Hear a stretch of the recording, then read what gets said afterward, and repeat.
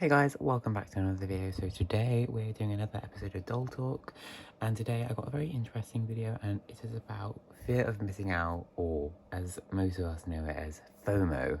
And I want to focus predominantly on Monster High because over the past several years since Generation 3 came back, Mattel has most definitely profited off of fear of missing out, whether it be pre-productions, limited collector releases, or G1 Alumi releases, I think that's how you say it.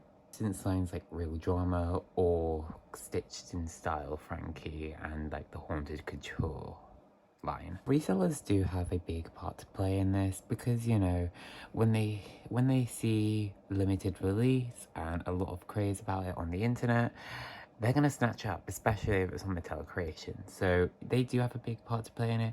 I made a video here, go watch it. I spent a long time thinking about making that video and I put it out.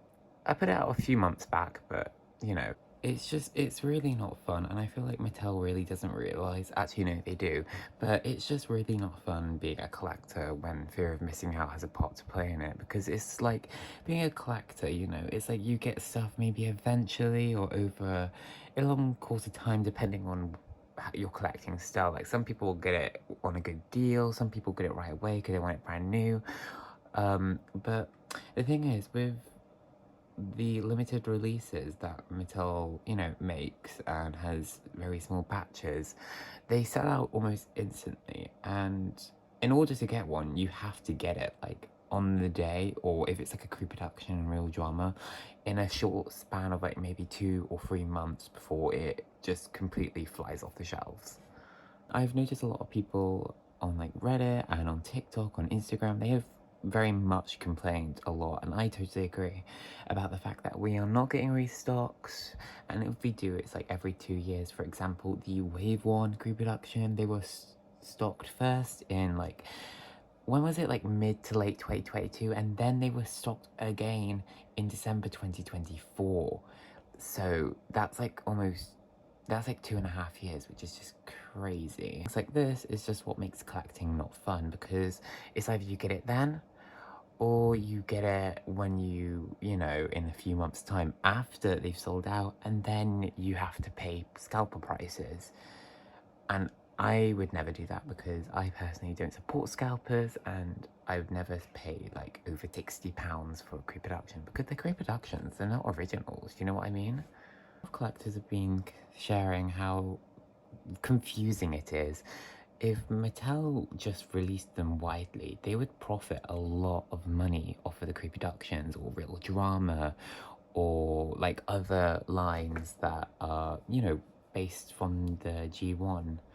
But they choose not to, and I don't know why, because Mattel's always about money, unfortunately, you know, just like most companies, almost all companies.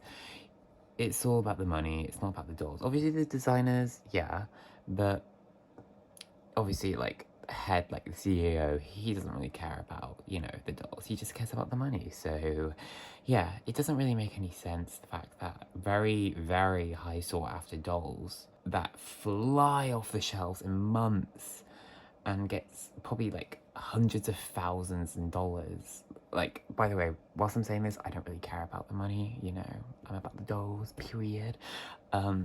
I'm talking about this from like Mattel's point of view, but it's like what they should do. But they would make so much money if they did a wide release. It doesn't make sense. Most of the issue is unfortunately resellers. You know, they use their bots on like Mattel Creations to buy up most of the stock and then puts it on eBay and other websites for extortionate prices. And I feel like that is maybe the second, you know, like reason and thing to blame.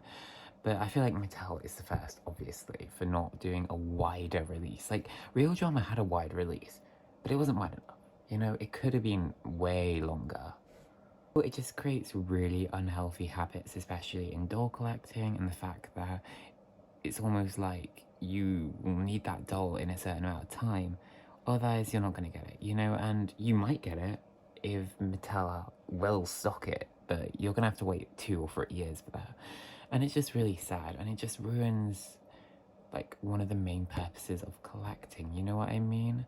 Just trying to space it out a little bit, not trying to get it all at once and having to fear the fact that you may not get this doll and this is a literal hobby, you know? It's just, it doesn't feel like a hobby. It feels almost like a game.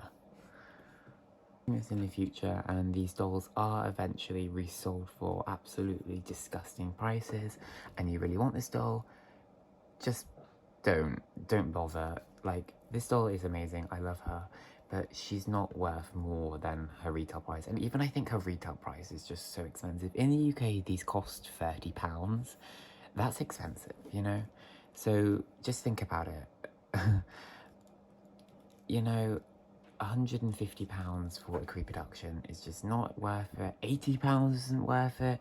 Also, the Real Drama drop, the Dawn of the Dance drop will have the exact same or very similar kind of stock spread as Real Drama, apparently, according to one of the well-known leakers on Twitter. Sad, because it's like the fact that apparently this will be a wide stock, even though these lasted like 3 months. Like, okay. Well, in the US apparently it lasted 3 months. In the UK it lasted about 5 months. But apparently these came in July, which is kind of crazy.